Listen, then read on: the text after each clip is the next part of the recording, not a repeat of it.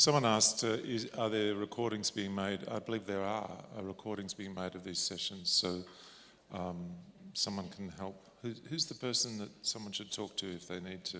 Is Karen here? Karen?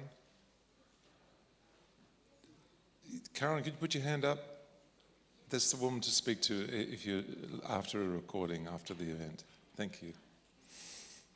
So in this session, I'm going to speak about what I call the downsides, the problems that Islam presents to us as non-Muslims, and even as for Muslims as well. So it's an attempt to give a general overview of some of the issues that are challenging. We're reviewing aspects of Islam that are problematic, and my point is not that Islam or Muslims are bad. My point is that there are theological reasons why the Islamic narrative in the long term will not accommodate itself to a Western consensus and the underlying Christian values. Islam will, in the long term, not just abide by what we might call Australian values or Christian values. And the reasons for this are quite deep and need to be understood. Also, Islam will be empowered in rejecting Western values and charting a different course for the nation if the people of a country don't understand Islam and they don't understand the Islamic narrative, its transcendental story. If we don't understand what kind of society Islam will produce, we will not know how to resist that transformation. We won't understand it while it's happening. We will sleepwalk our way into Sharia. Now, this is taken from a talk I gave at the Aspire conference earlier this year. Often you'll hear politicians speak about Australian values, and sometimes they explain this means having a fair go. but actually, there's a lot more to our ethical, moral tradition that underpins our political system and our freedoms, a lot more than just having a fair go. And I had a go at identifying 10 different, or 11 or 12 perhaps, different characteristics that underpin our way of life. All of them are different and at odds with Islam. Islam is not on the same page as any of these principles. So one is the concept of human dignity, including of the poor and the neglected, based on the idea that we're made in the image of God.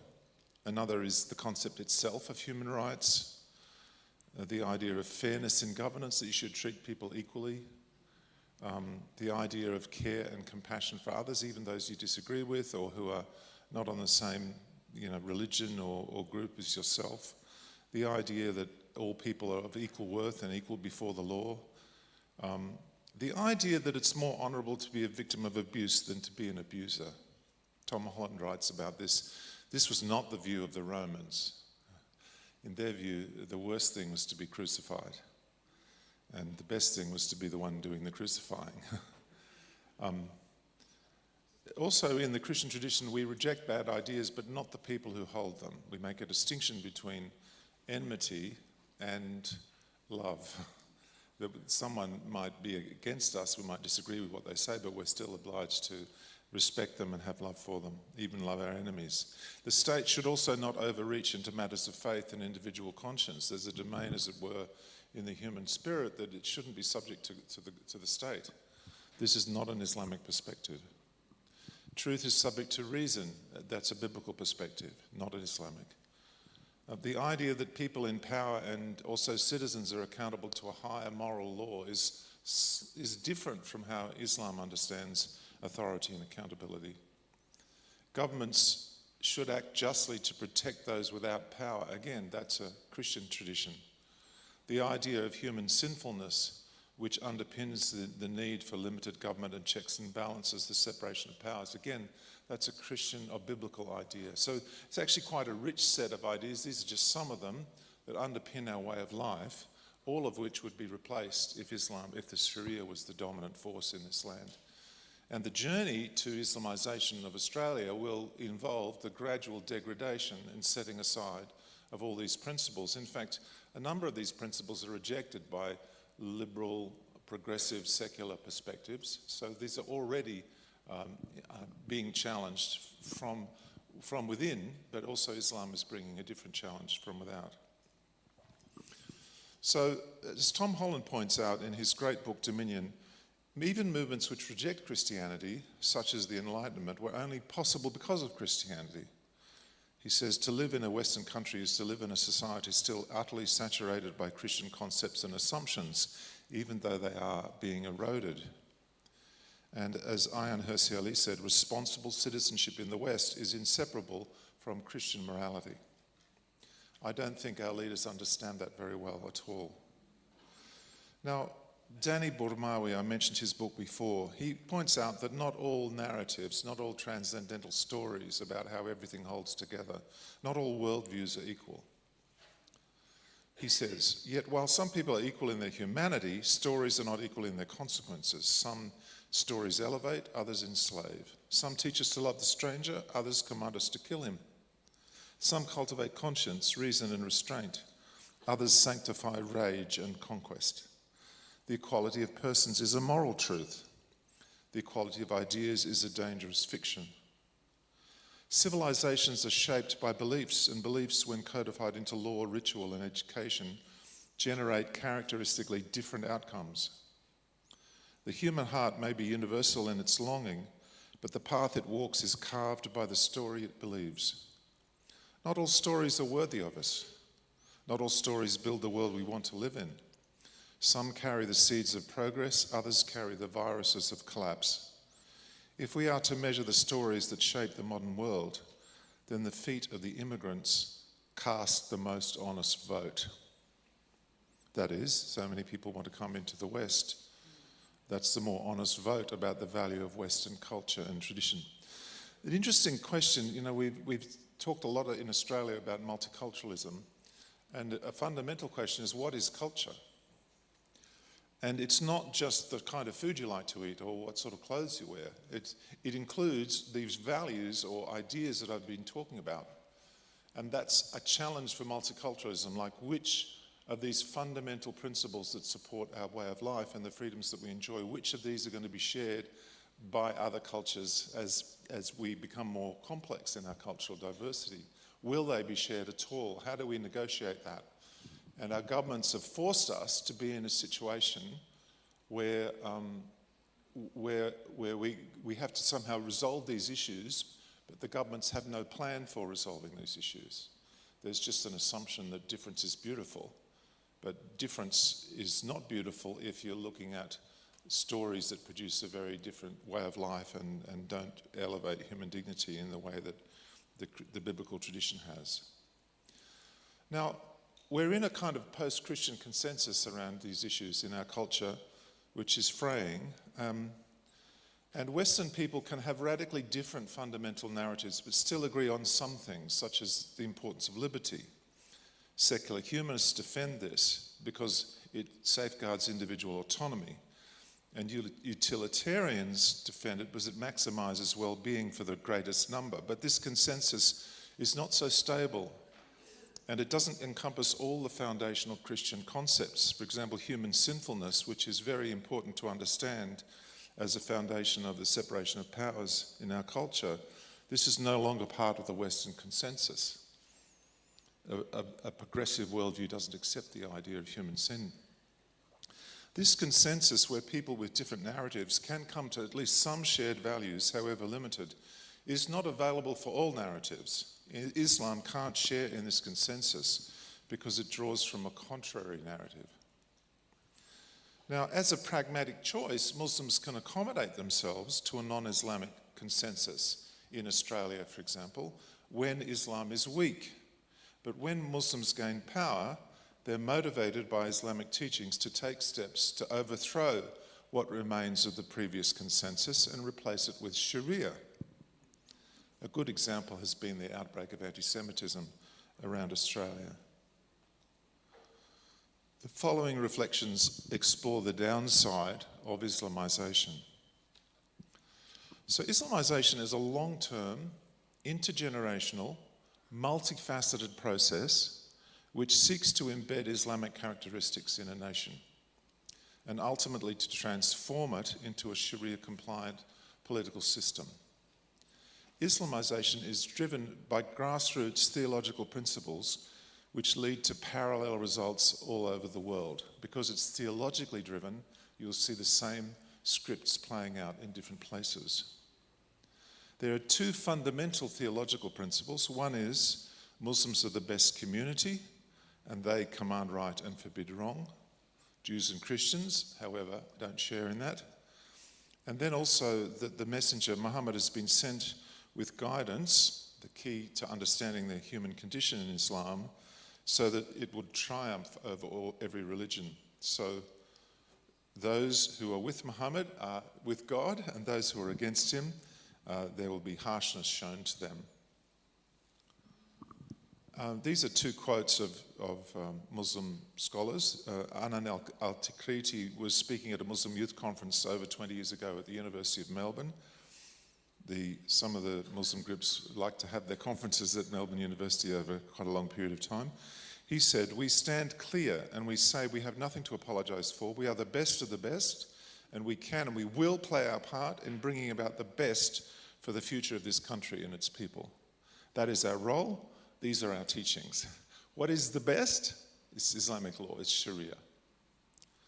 Or Maududi, a very important Indian thinker, later in Pakistan, he said, "Wherever you are, in whichever country you live, you must strive to change the wrong basis of government, that is democracy, and seize all powers to rule and make laws seize that from those who do not fear God, that is, who aren't Muslims.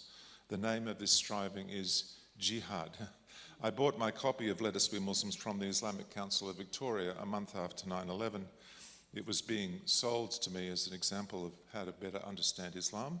The person that sold it to me was the former Australian High Commissioner to Pakistan and Ambassador to Saudi Arabia, who'd converted to Islam and in his retirement was selling me Let Us Be Muslims by Maududi. Islamization has many facets. This book, What Islam is All About, was written by an American convert, Yahya Emmerich, and it was a best-selling school textbook for Muslims in sort of upper primary level. And he writes in that book, Muslims dream of establishing the power of Islam. Quoting Surah 3, "You'll gain control if you're true in faith. You are the prevailing force if you are believers." Once we become educated in the authentic system of Islam, we must try to establish it somewhere. That's our mission. We want the ideal of Medina, that is military and political dominance, for the next millennium. A very long-term vision, but we will never get it without the struggle of the Meccan period, that is, in weakness and peaceful preparation. So that's this school textbook. Now, Islamization works in multiple ways, in different pathways. I've just listed some of them here. You Islamize Islamic communities, so you work on the internal job of helping Muslims be more Sharia compliant. You exercise da'wah, this means calling non-Muslims to Islam through dialogue, information sessions, mosque visits, street outreach, museum displays, and so on. Occupy and transform public institutions, universities, government departments, local councils. Secure higher political office. Use multiculturalism as a shell in which Islam can establish itself. Capture subsidies of multicultural and pluralism, including for de-radicalization. For example, whenever there's a violent attack involving Muslims, there's often an outpouring of funds to youth movements from the government to establish youth movements in Islamic context. So you end up funding Islamic youth work in mosques out of fear. Violence and intimidation.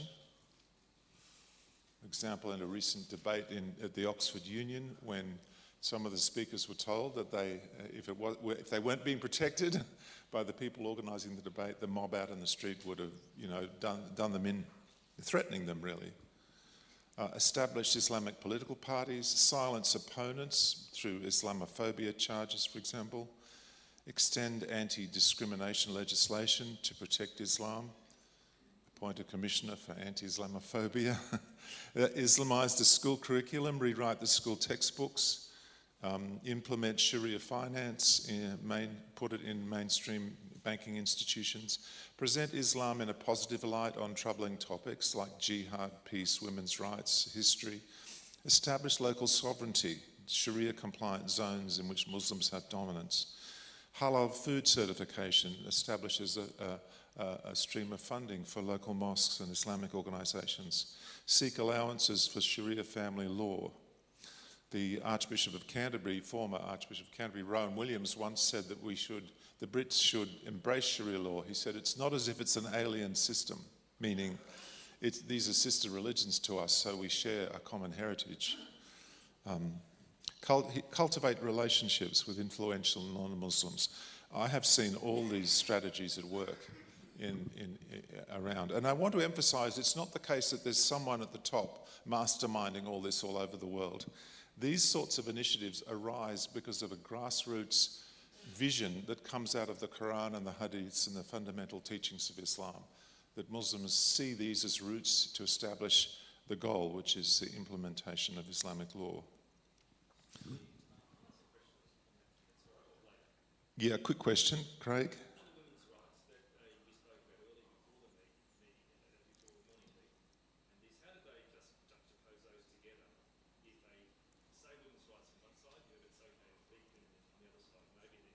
How do Muslims say that they're upholding Muslims' rights, but at the same time there's teachings in Islam that permit the subjugation of women? Islam is, in the perspective of a Muslim, Islam is perfect. So if there's anything of value in women's rights, Islam has it. It's a deep psychological stance. Muhammad must be good because he's the best example. It's not based on an empirical study of women's rights. It's based on a theological conviction. And it's quite an important point in contemporary Western society because women's rights have been such a big issue. So there's a group called the International Fiqh Legal Academy, which is set up by the Organization of Islamic Cooperation. And this group has about 60 leading Muslim lawyers and scholars from around the world, and they put out a fatwa on women's rights and domestic violence 15 years ago. And they said Islam protects women's rights, but then they say, oh yes, but a husband's beating his wife is not domestic violence by definition. Islam is against domestic violence, but beating your wife is not domestic violence. So you've got these kind of logical tricks that you play in order to get yourself over the line. And these are very strongly held perspectives. I'll give you some examples of that sort of thinking a bit later.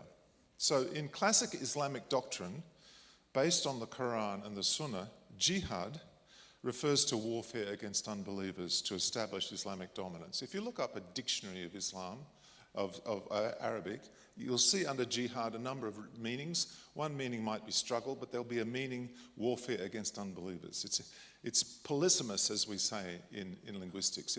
It's a word with multiple meanings, and the legal meaning is warfare.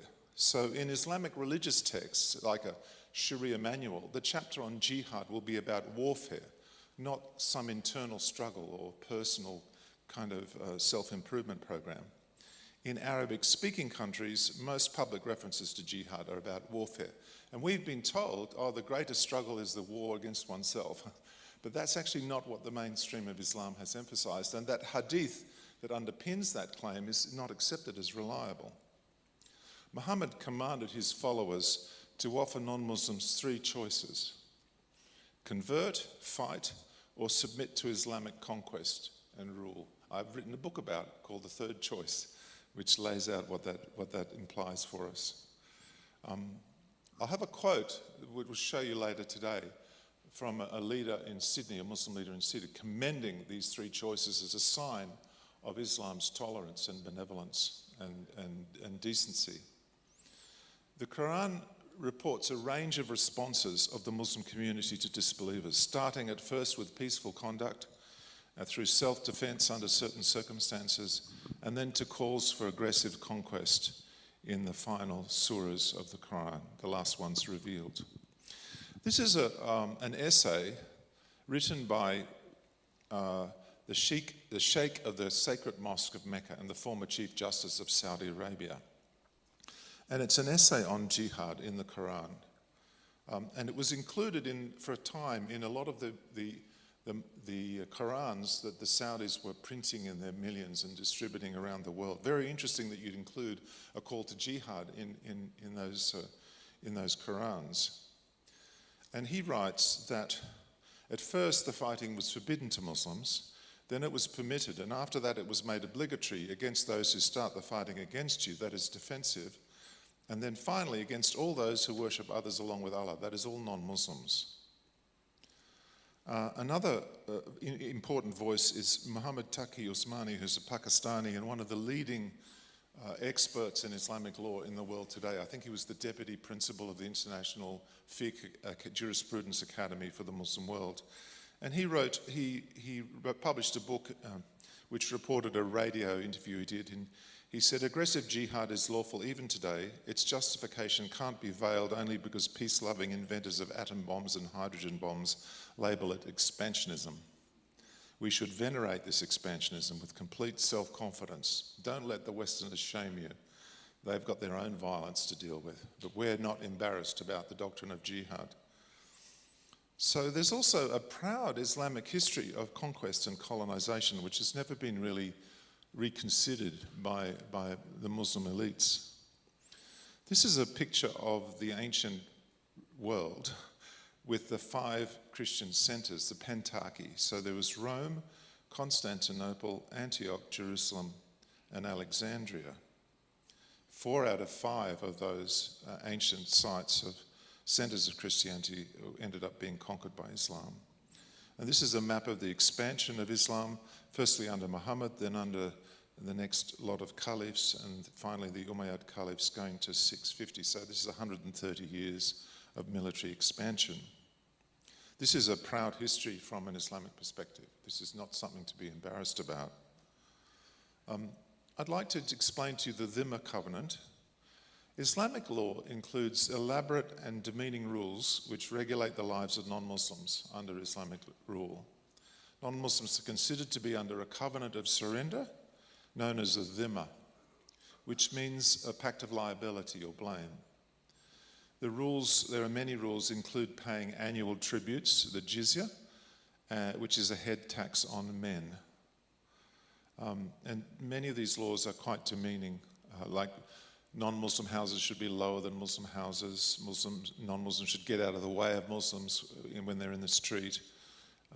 Many other rules. You can't repair churches, you can't build new churches, and so on.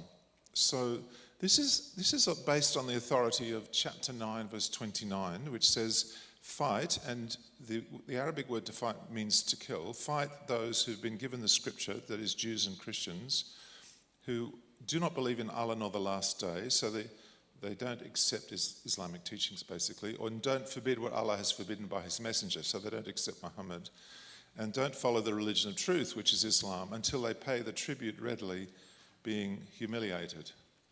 So Ibn Kathir, in his commentary on this verse, said Muslims are not allowed to honor the people of the Dhimma, that is non-Muslims, or elevate them above Muslims, for they are miserable, disgraced, and humiliated. Now, there have been many calls for reintroducing this system. It was basically demolished under the influence of the European powers. So in the late 19th into the 20th century, the applications of the dhimma, the payments of jizya, disappeared across most of the Muslim world. I think the last records of this, before more recent times, was in Afghanistan in the 1950s, where Jews were paying the jizya. But this is being revived around the Muslim world today. Discrimination also against Christians tracks dhimma rules and conditions. Open Doors publishes a watch list of 50 countries in which Christians are most persecuted compared to other countries. And about 80% of them are Muslim jurisdictions. And of the countries that are part of the organization of the Islamic Conference, the Muslim countries, about 80% of them are on that list. So Muslim contexts actually provide the bulk of the persecution of Christians in the world today, who've been described by a number of fair sources as the most persecuted religious group in the world.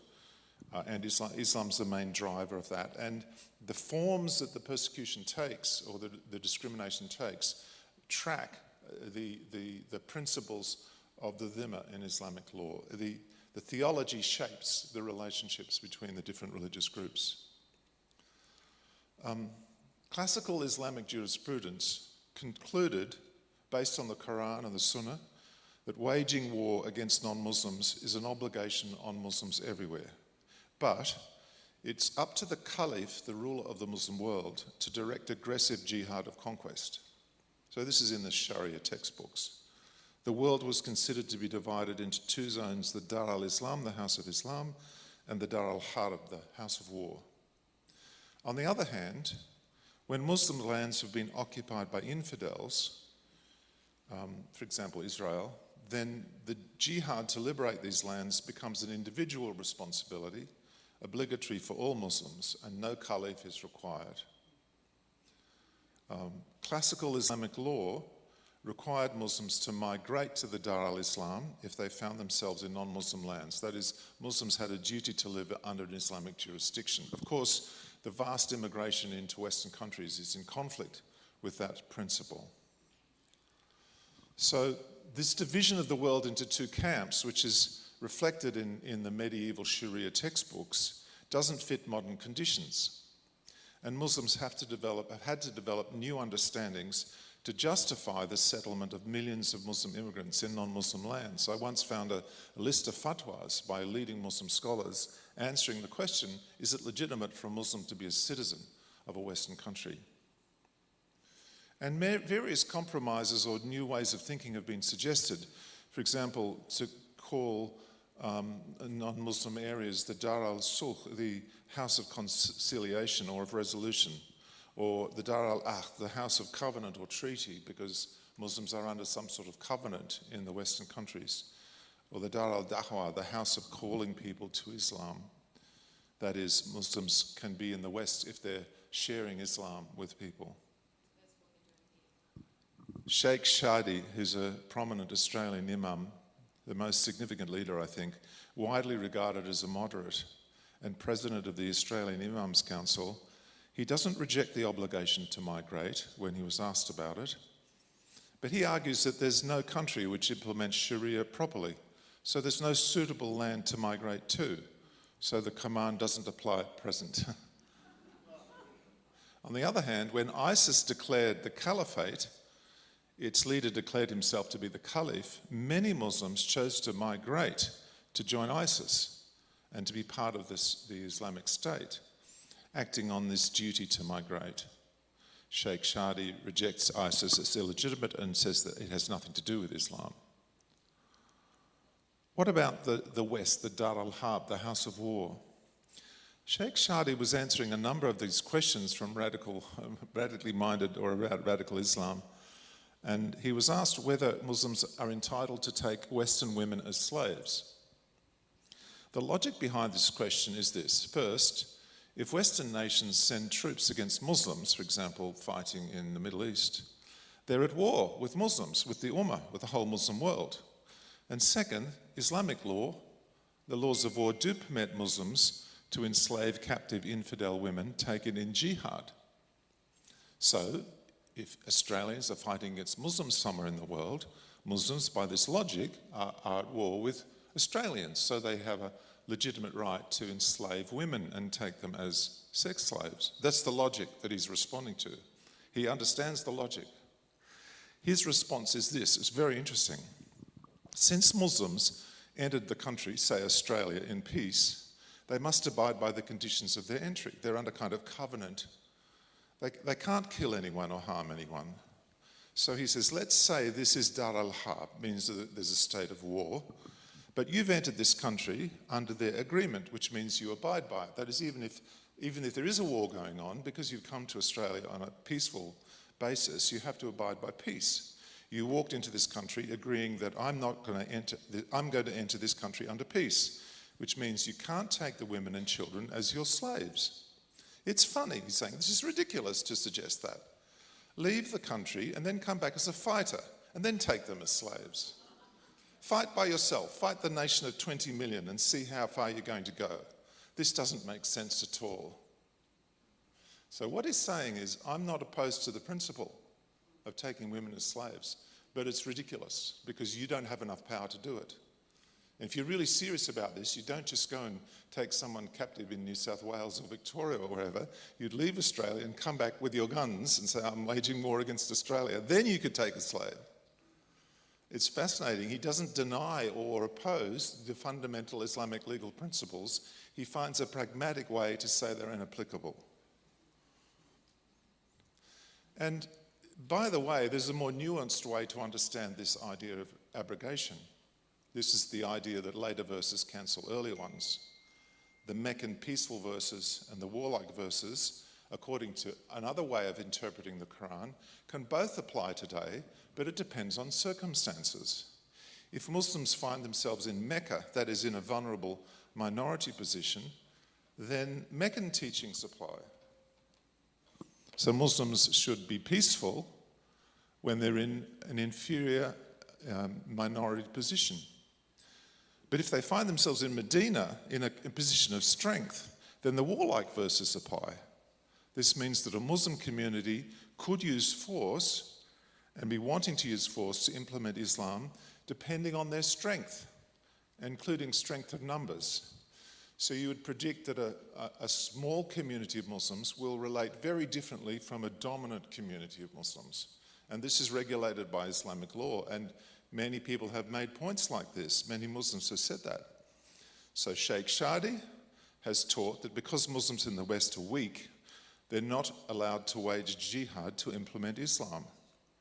Rather, he says, Muslims' first duties are to reform themselves to live in accordance with the Sharia and call non-Muslims to Islam. He says you have no right to fight your neighbours if you're not calling people to Islam first and reforming the Muslim community to establish a proper Sharia-compliant community.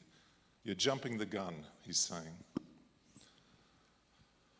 Now, pious Muslims who accept the classical teachings about jihad and the zone of war and the zone of Islam, they might conclude that aggressive jihad is not obligatory for a number of different reasons. Since Muslims are currently in the West in Meccan conditions, the violent verses don't apply, for example. Or there's no caliph, so aggressive jihad to conquer Australia is not lawful, but defensive perhaps, yes. Muslims in the West are under a covenant of protection with their host nations, so they're excused from waging jihad because they're under the protection of Western nations and are allowed freedom to practice their religion, often more freedom than they're allowed to practice in Egypt or Iraq or Pakistan. Also, by immigrating and accepting residency requirements, Muslims have bound themselves to obey the laws of their host nations. And also another idea is the possibility of practicing da'wah in the West relieves Muslims of the responsibility to migrate to Islamic territory. The West has been labelled the house of proselytism. So Muslims' first priority should make Islam attractive and to convert people to Islam. So these are some of the reasons why Muslims with an orthodox classical view of Islam and the duty to wage jihad would say that pragmatically these requirements don't apply because of these principles. This is the kind of position that Sheikh Shadi is trying to persuade young Muslims in Australia to adopt. Now, there's a widespread view that Muslims who do violent acts in the West are extremists following a perversion of Islam. However, the difference between a Muslim who's ready to attack infidels and one who forbids it could be as small as a different understanding of the conditions under which jihad is permitted or obligatory. A moderate Muslim and a terrorist might have the same theology, apart from a different understanding about whether the conditions for jihad currently apply. The differences can be not whether jihad is compulsory or obligatory, but when it is obligatory. It's a difference in timing. So a Muslim could be a staunch supporter of Hamas's right to launch the October 7 attacks because Israel is considered to be occupied Muslim lands, but declare the Bondi massacre to be an un-Islamic criminal act. In one case, the conditions for violence apply, in the other, they do not. Conflicting views about the timing of jihad are contended for legitimacy amongst Muslims. Muslims debate these issues. You can see that in the lectures that Sheikh Shadi's given. These issues are topic for discussion amongst Muslims the world over. So a distinction of radical violent Islamic groups like ISIS, Al-Qaeda and Boko Haram is that they insist that the conditions for jihad apply now, and the only way to victory is through jihad. But there are Muslims like Sheikh Shadi who say, no, this is not the time. There's also an issue of deception. There's a popular view that Islam permits lying, and it's sometimes linked to the word taqiyya, but I want to give you, I think, a more accurate picture. In Islam, lying is considered an ugly sin. That's why the Bosnian religious leader said, Islam means tell the truth, Sharia means tell the truth. But there are exceptions. So Muhammad used to condone or commend lying in certain circumstances. It's based on the hadiths and the biographies and the Quran as well. For example, in the following kinds of lying are permitted. They're said to be not lying at all. You can lie to promote harmony between a husband and a wife. So a husband can lie to his wife to keep her happy. Lying to reconcile people. You can say, oh, he doesn't really hate you. He just misunderstood. You can say things like that if you're reconciling people, even if they're not true. Lying in case no one knows about something that you've done wrong was discouraged by Muhammad.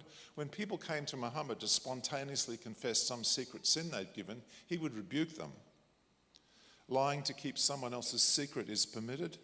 Lying in warfare, Muhammad said war is deceit. I think even in the West we accept lying in warfare. Lying about your religious beliefs to preserve your life, different from Jesus' teaching on that one. Muslims can say, oh, I'm not a Sunni, or I'm a Shiite, or I don't believe that, if they're protecting Islam or protecting themselves. And there's also, this is interesting, Al-Ghazali is a very famous philosopher and scholar, and he sort of analyzes how does this all work, what's the philosophical framework behind all this. And he said, lying is sometimes permissible for a given interest, scholars having established criteria defining what types of it are lawful. Speaking is a means to obtain objectives. If a praiseworthy aim is attainable through both telling the truth and lying, it's unlawful to lie because there's no need for lying.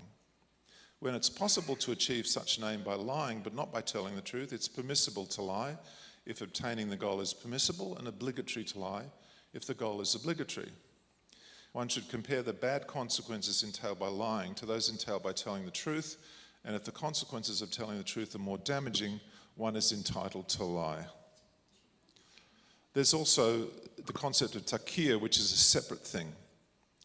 So there's a verse in the Quran that says the believers shouldn't take disbelievers as allies, preferring them over believers, unless they're guarding themselves as a precaution.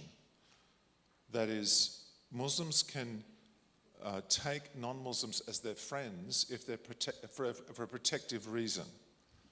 So Ibn Kathir says on this verse, believers are allowed to show friendship to disbelievers outwardly but never inwardly. Abu Adarda said, we smile in the face of some people, although our hearts curse them. Al-Hassan said, this tuqya, the deception is allowed until the day of resurrection. And Az-Zamakhshari said, the heart is comforted by enmity and hatefulness towards the non-Muslims that you've made as your friends.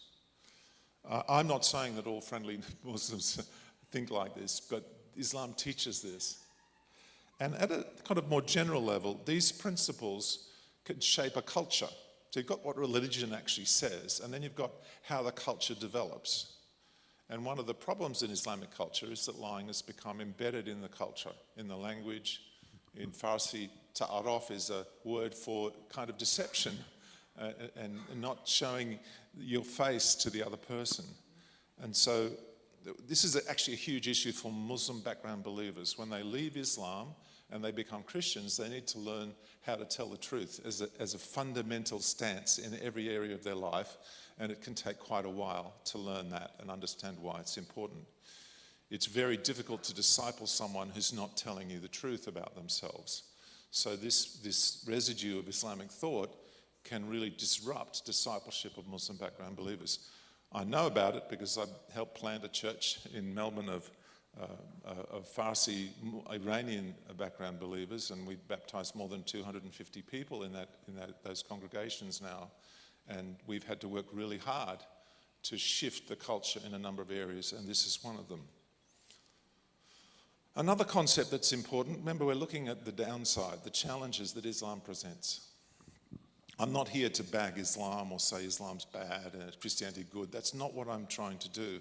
I'm trying to say there are things about Islam that are disruptive and not consistent with a kind of Western and Christian worldview and political worldview. And we need to understand these things if we're going to manage this issue, because it's not going to go away. It is not going to go away.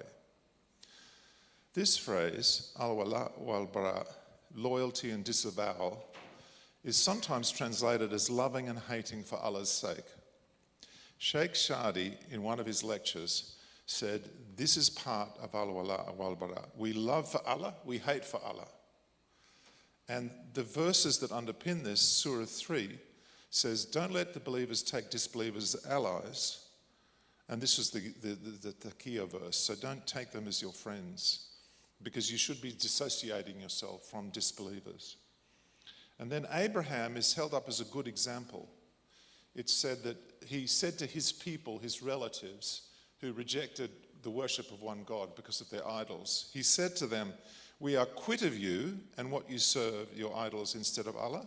We repudiate you, and between you and us, it's between us and you, the word us is missing there, between us and you, enmity has appeared and hatred forever until you believe in Allah alone. So there was an interesting video of one of the ISIS fighters. I think he was from Eastern Europe in his background, Macedonian or something like that. And he was tearing up his passport and getting rid of it.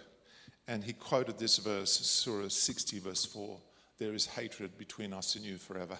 So this is Abraham's example. And he was disassociating himself from his previous citizenship and his previous national identity in order to join ISIS. Now, to be fair to Sheikh Shadi, he's emphasized that Muslims should support or oppose non-Muslims and Muslims according to whether they're acting righteously, not just according to their faith. So as a kind of pastoral wisdom, he says, yes, this is part of Islam, loving and hating for Allah's sake, but you should look at what people are actually advocating for, and are they acting righteously? You should make some judgment, not just kind of put everyone in one category or the other without any further thought. It's challenging being a Muslim leader because you're meant to teach on these principles, but also help people be reasonable citizens so that the community doesn't come under conflict, attack, and rejection from the surrounding society. Rights of women, another big downside.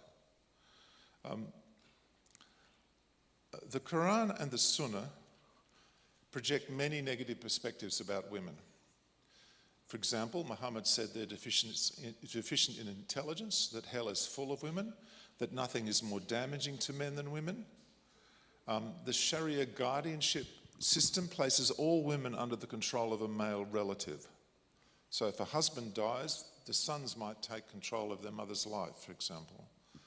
Muslim communities in the West seek the freedom to apply Sharia to family arrangements, which includes guardianship. So some of their requests have been accepted. For example, Australia has de facto accepted polygamy.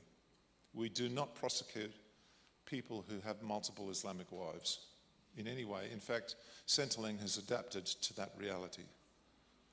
But some of the provisions of the Sharia are contested.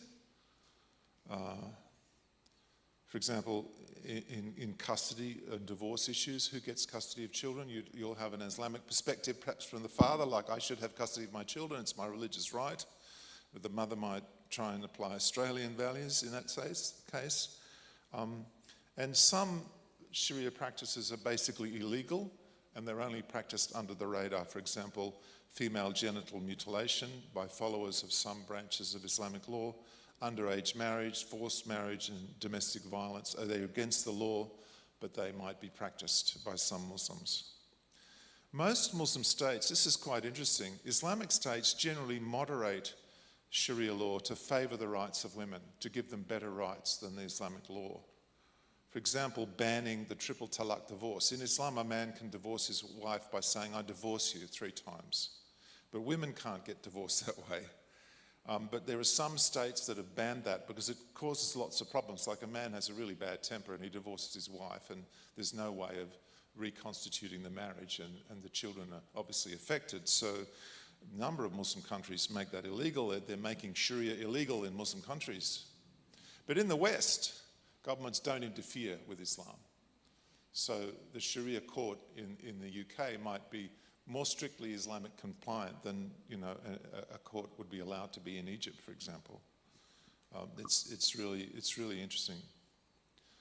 Now, we've been looking at theological motivations for acts which might be considered extreme, such as jihad. And I think it's important to acknowledge that Muslim communities earnestly debate these matters, and there are different factions and point of views competing for legitimacy. And there is a tendency to say about people that don't agree with you, they're not Muslims. So that's basically what Sheikh Shadi says about ISIS. That has nothing to do with Islam. But actually, a lot of their worldview, a lot of the principles they adhere to are also adhered to by Sheikh Shadi. But he has a different set of triggers and a different set of criteria for what is, how you should live out these principles. The very fact that this debate is ongoing indicates the depth of the challenge, that there are many issues that are not settled amongst Muslims. One issue is that Islam's history of conquest is eulogized, is praised as glorious, and it's claimed to have produced perfect societies in which Islam was admired and welcomed by all. So many Muslims believe in the myth of an Islamic golden age when Christians and Jews were just so happy to be living in an Islamic society. And that is what should be brought into the West today. A symptom of this happened just recently in the last few weeks. So there was a team of people making a documentary about a request from Lakemba Mosque to be able to broadcast the azan, the call to prayer, over the loudspeakers so that the call to prayer would ring out across Lakemba suburb from the mosque, which is normal in Islamic countries but hasn't yet been brought in Australia. And Gamal Khair, who's the secretary of the Lebanese Muslim Association, who are the custodians of Lakemba Mosque, he responded to a question from the interviewer on the documentary. And the interviewer said, "Isn't the azan a symbol of Islam's dominance? You seek to be dominant over other people." And Gamal Khair said, "Oh, no, not at all." He said, "Yes, we would recite the azan, and sometimes it would be reciprocated. That is, people would convert to Islam. Or we would recite, and some would say prefer to keep their own religion, and they would pay tax. Or if they refuse those two, there would be war." So he was saying the doctrine of the 3 choices, that Muslims should offer non-Muslims 3 choices. They could convert to Islam, surrender and pay tax and be humiliated, or they could be killed. That doctrine is a sign of Islam's tolerance and its lack of desire to dominate. It's kind of mad, but he believes it because he believes Islam is perfect. If Muhammad taught the 3 choices, he's even commending it to non-Muslims to listen. Oh yes, the council should allow us to broadcast the azan because we are not seeking to dominate, and our doctrine of the 3 choices proves that. A similar response happened when Pope Benedict, I think, contrasted Christianity, which is based on reason, and Islam, which is spread by the sword. And the Chief Justice of Saudi Arabia said, no, it wasn't spread by the sword. We offered 3 choices to people. So this eulogizing, the praising, the saying Islamic history is perfect, which is deeply embedded in Islamic consciousness. They don't speak of the conquest of countries as conquest. They speak of it as opening those countries to Islam. These are acts of liberation. The conquest of the Middle East are 4 out of 5 of the great centers of Christianity. These are all liberating acts. So this eulogizing of Islamic history, the idea of a golden age in Andalusia, for example, this rests upon a theology and practice of aggressive jihad conquest, mass enslavement, colonization, demographic replacement, and ultimately, in some instances, genocide. But what are Muslims to do with all this legacy? they've never actually renounced it. The Organisation of Islamic Conference is nowhere near the idea of renouncing the jihad or the dhimma and that history. On the other hand, to implement the jihad would plunge Muslims into war. And it's not a war they would win. Not at present. Some Muslims do choose the path of jihad, but others find grounds to resist that. But for many, their solution is not to argue that aggressive jihad with its sex slavery and all its other practices, not to argue that it was wrong. They never say, oh, it was wrong for us to conquer the Middle East. Instead, they argue that this is not the time or the place. This pushes the problem down, out of sight, but not gone. But the fundamental drivers of jihad remain. And even those Muslims who actually sincerely believe that jihad is not part of their religion because they've heard that it's just about striving to be a better person, even those that believe that, they are in a sense suppressing the reality of the history of Islam and also the power of the drivers that are causing acts of warfare and violence across North Africa, for example, and in many other places, even in Germany and in the UK. We're going to stop there, and we have 10 minutes for questions. I'm sorry this is rather confronting, and it is what it is. After I spent a summer reading the Hadiths and the Quran and asking myself, what kind of person and society will this produce? I was sad. I was very distressed. But I came to love Jesus more, understood Jesus much better, I think, when I'd explored the alternative thoroughly. And if you've grown up in a Christian bubble, you just think that Jesus' world is the only way to look at the world. That's sort of your program to think that it's normal to love your enemies. It's normal, to forgive. It's normal to treat all people the same. It's actually not normal in the world. It's revolutionary. And I think, fortunately, young people today are rediscovering that revolution and coming to know Christ. And there's a movement of people turning to Jesus. But yeah, so that for me, I was thankful to God that I understood Jesus better for the journey into the world of Muhammad. But it is difficult. And this is one challenge, I think, for people. Like, it's so difficult that it would be better not to think about it or just believe something nice and say something nice. And that's kind of comforting. And you're just kicking the can down the road, really, for the culture and for the nation.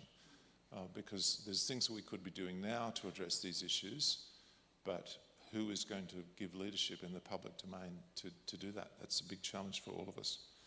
Okay, some questions. Yes, here, brother. Would you not agree that it's very important, you were saying the first thing you said, this is very challenging, but that's very important, do you not think, because the truth will set us free in our hearts and minds. And if the Muslims don't know the truth about Christianity, then they will go to hell. Yeah, we need to be very clear about what we believe and why it's important. Why it's important for people to know Jesus, and the consequences when they don't. Yeah, absolutely. It makes a difference who you follow, and we should be unafraid about that. Yeah, it is very important. There's a question here. Yeah. So I think in your second slide, you put up a dozen points about Western democracies. Yes. Would you mind just bring it up and just say what the Islamic perspective is on those? Some of them did go through. That would take me about 10 minutes. And if you go onto my website, markjury.com, you'll find an article where I have published the talk I gave earlier in the year, and it explains each point by point. So, markjury.com. It's more recent. You'll find it easily enough. Yeah. Over here. Thank you. Are you worried for your own personal safety? It's funny, people ask that. I'm realistic. It's very hard to predict what people will respond to. I'm very careful about many things that I say. I have Sheikh Shadi make my points for me. He's the most prominent Muslim in Australia. And so, yeah, it's you have to be realistic, and I am careful. That's I think all I can say. I wouldn't say I'm fearful. You know, I wrote an article in November about the rape gangs in the UK, which estimated that perhaps more than 200,000 girls have been captured by these mainly Muslim gangs. And I wrote an article on 8 theological reasons why this is a problem for the Islamic community. So that's risky, but I don't live in the UK. But I mean, what are we going to do? We're going to be silent and just let that continue? Is that the response? No. So I teach in Melbourne School of Theology. We teach a program in Islamics for Christians, and I am concerned that not be compromised, you know, by things that I might say or might be said. But I don't feel personally afraid. I think Muslims have a lot of things to sort out. They've got a lot of challenges, and there's more and more people speaking up now than there was before. There's less fear now, I think, in many ways than there was after 9/11. But yeah, I'm not too. I am concerned. I do take careful steps, but I'm not waking up every day worried. You know, they can't afford to. Fear is having such deep effects on people, even though there's in some ways less fear than there used to be. But it's not a way for Christians to go. There was a yes from the woman there. I think. I wanted to ask, a few years ago I saw a court scene in which a Muslim woman refused to stand up and acknowledge the authority of the court. So how do Muslims regard Western secular authority? Well, they vary. So there's some that would say that democracy is a false religion and the court has no authority. In the case of Catch the Fire versus the Islamic Council of Victoria, the Muslims were also in the court refusing to stand, but the judge just ignored it, didn't do anything about it. There'd be others that would say, like Sheikh Shadi, that you've come here into Australia as Muslims under a covenant, you've made certain agreements, and part of that implies you should be subject to the courts, so he would say you should stand. I don't know how that applies to the children. I suppose they're covered under the same agreement, but there would be different views. If someone was refusing to stand, you'd tell that they were more on the you know, radical Sharia now end, rather than there's conditions that are different at the moment. So yeah, it's a bit like wearing a big beard and shaving the moustache. It's a sign of true commitment. Right up the back. Have you had any of these conversations with federal parliamentarians? I have in the past, but not a lot. Yeah, they've got a lot of things on their mind, unfortunately. Yeah. Right at the back. Shout. Just wondering, how seriously, as a nation, should we take the National Islamophobia Register, I- which was set up in 2014, I understand, and has significant board members. One is Sharon Garland, a prominent Muslim celebrity blogger in Australia. And of course the Islamophobia envoy that the current government have very generously put in place and must get $500,000 in salary. So So I'm just wondering how seriously. the question is, how seriously do we take the steps to combat Islamophobia in Australia, both by the Muslim community and also by the government? I think it is serious, and you know, we should pay attention to it. There's no doubt that the setting up an Islamophobia infrastructure in Australia is not only a tool to protect Muslims' human rights, but it also gives opportunity to silence critics of Islam. And Muslims generally take criticism of Islam personally. It's seen as a personal attack. It was very interesting in the Catch the Fire case. The Christians said, oh look, we believe in love your enemies, so if we criticize Islam, we're not attacking Muslims. And the Muslims said, oh no, we're quite the opposite. We believe that if you're criticizing our prophet, you're attacking us personally. And so there's a very different worldview about how to manage dissent, and those strategies are designed, I think they're a tool of Islamization potentially as well. And I'm not denying that Muslims face problems, you know, that there's rejection and hatred of people, or that women get attacked for wearing headscarves, and you know, that's wrong, and it's right for the government to take steps to ensure fair and decent treatment of Muslims in the community. But on the other hand, the Islamophobia tactic is also a strategy for silencing people, and this is a long-term issue. We need a long-term vision to resolve it. Yeah, was there a question over here? You already had a question or two, so somebody else. Thank you. My periphery. I guess we did touch on that. So, is it Asif Malik was the envoy of restricted Islamophobic points? Am I right in saying that Albanese is going to adopt some of his findings to make us, Yeah. Can you tell us a bit more about that? I think the Labor government has adopted some of the recommendations, but not all of them. The Muslim leaders are asking for all of them. I haven't studied that document and the responses to it. There's just so many different things to respond to at the moment, but yeah, it's worth paying attention to. And it's concerning, that actually the great need was to combat anti-Semitism. But the government refused to do that until they were also dealing with Islamophobia. So it's like the Muslim community, after the Bondi attacks, the Muslim community said, we have been attacked by this. We are the victims of this attack. And the consequence of the response from government sort of reflects that. And that's deeply troubling. Like, Jews are killed, so Muslims need protection. This is actually not a wise way of, it's a very Islamic way of thinking. Islam has a view that Muslims are always the victims. And so I could explain why that is theologically, but it's a strong kind of orientation in Islamic thought. And we've sort of bought into that. It's a symptom of trying to resolve these issues without understanding Islam well and the impact it has on people. In fact, we don't understand theology very well. That's a big problem.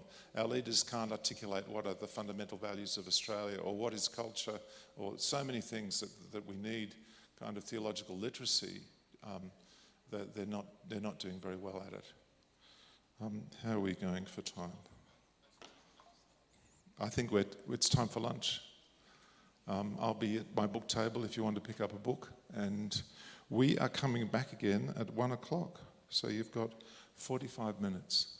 Did you want to say something, Karen?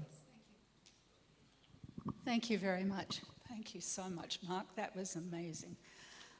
Wonderful information that we desperately need to know, but may not want to hear. And Mark, you present it so brilliantly. Lunch is being served from the van outside the door in which you came in, and we're very, very honoured to have a wonderful Christian ministry of food with a van out there. There are 3 options for lunch. There's a chicken, a beef and a vegetarian option with roti and rice and a slaw and yogurt. And there'll be more food served out here, and we've opened another tea and coffee station in the cafe area. So please feel free to find a nice seat there. And it is the privilege of Christian Faith and Freedom to provide this lunch for you as a blessing, and our thanks for showing your interest in retaining freedom in Australia. Bon appetit.